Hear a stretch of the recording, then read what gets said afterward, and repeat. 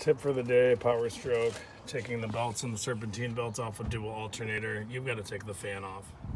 I couldn't really find anything on the internet or on YouTube that really helped me, but so anybody replacing this bottom tensioner pulley or doing the belts where you have to take this whole unit off to be able to get your belts on, otherwise you have to deal with that plug, which is not fun, and it's in the shroud.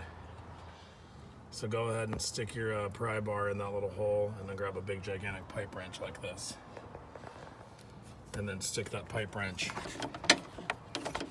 right on that big gigantic nut.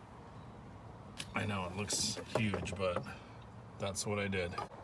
I gave it one turn and it came right off, and then you can slip your belts off in between the threads and the fan right there.